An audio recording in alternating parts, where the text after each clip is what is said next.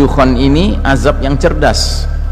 Dia membedakan antara apa yang dialami oleh orang beriman sebagai dampak terpapar dukhon dengan orang kafir serta munafik yang terpapar dukhon.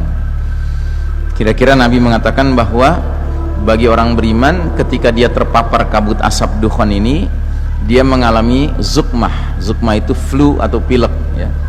Tetapi orang-orang kafir dan orang munafik, badan mereka membengkak sampai keluar cairan-cairan dari lubang telinga, lubang tubuh lain-lainnya, lubang telinga, lubang mulut, lubang hidung, lubang duburnya ya. Jadi azab itu bagi kaum munafikun dan kaum kafirun. Tapi bagi orang beriman, dia menimbulkan masalah tapi tidak sampai menimbulkan masalah yang berat.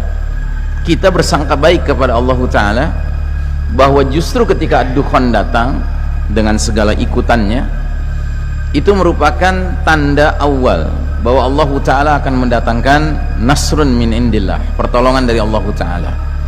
Allah akan memberlakukan kembali sunnatullahnya, yaitu sunnah tadawul, sunnah pergiliran, yang mana giliran orang-orang kafir yang selama ini memimpin dunia, Allah cabut haknya, digantikan dengan orang beriman ya. Karena orang kafir telah diberikan kesempatan memimpin, ternyata yang mereka timbulkan hanya kegelapan dan kezaliman di muka bumi ini. Ad-Dukhan dikatakan oleh Allah dalam surat Ad-Dukhan di ayat ke-11-nya, yaghshan nas, meliputi semua manusia, wa hadza adzabun alim, ini azab yang pedih ya. Tapi alhamdulillah dalam hadis kata Nabi, azab ini cerdas. Ad-Dukhan membuat orang beriman seperti kena flu, sedangkan ad-dukhan membuat orang kafir membengkak tubuhnya sampai keluar cairan dari kedua telinganya. Kata Ali bin Abi Thalib, lalu asap itu akan menghembus orang kafir sampai binasa. Kalau kata anaknya Umar bin Khattab, asap itu akan masuk ke telinga orang kafir dan munafik sampai kepala mereka dirasakan seperti kepala hewan yang terpanggang. Jadi yang jelas tersiksa adalah kaum kafir dan kaum munafikun. Jadi babak mulkan Jabrian ini, di mana sistem Dajjal menggurita secara mendunia, telah melahirkan peradaban manusia yang mempertontonkan kesombongan, kemungkaran, kemaksiatan, kezaliman, kesyirikan, kemunafikan, kekufuran yang luar biasa terhadap Allah Rabbul Alamin. Ketika Allah menilai bahwa peradaban ini sudah melampaui batas tokoh, maka Allah pasti mendatangkan azab yang berskala dunia. Ya, bayangkan saja, dulu di zaman Nabi Lut alaihissalam, LGBT dipraktekkan di 7 kota, semuanya di satu negeri, namanya Sodom. Sedangkan hari ini Pak, LGBT sudah dihalalkan hukumnya ya, pernikahan sejenis kelamin sudah halal hukumnya di 23 negara di seluruh dunia Pak. 23 negara terpencar-pencar, Kanada, Amerika Utara, Eropa, Afrika Selatan, Australia, Selandia Baru. Belum lagi negeri-negeri Asia yang sedang ngantri jadwal di parlemennya membicarakan tentang LGBT, Taiwan, Hong Kong, ya kan? Itu semua tuh menanti saja. Bayangkan Pak, kayak apa azab Allah ya. Nah, jadi dukhon ini harus kita yakini ya, bahwasanya dia adalah makar Allah. Wa makaru makarallah wallahu khairul makirin.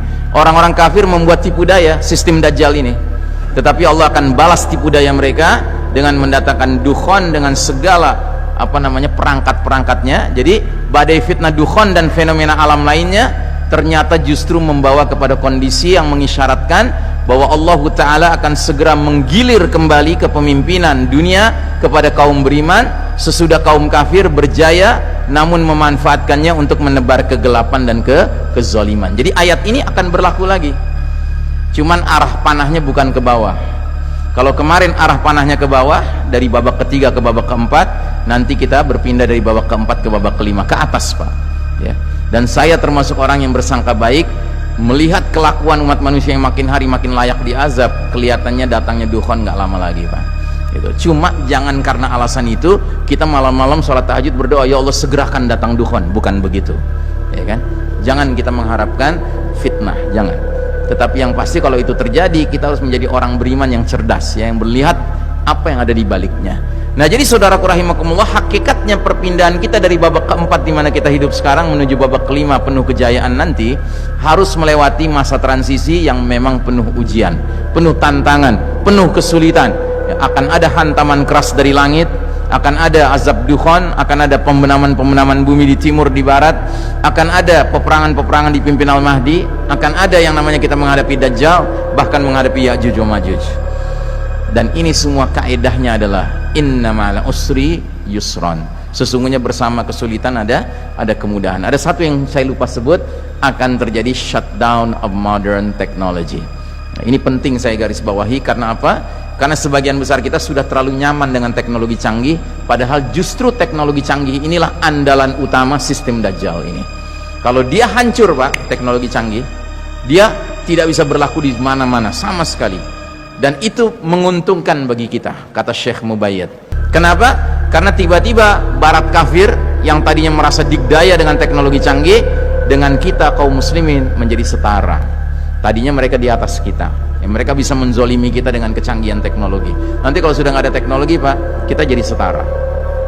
Dan kalau sudah setara, kaidah Betawi bisa kita pakai, lo jual, gue borong gitu. Dengan catatan kita mempersiapkan diri dan generasi ya, persiapkan latihan berkuda, latihan memanah, latihan berenang ya, dan berbagai persiapan lainnya ya, yang memang diperlukan dalam situasi dunia yang berubah sama sekali kelak nanti.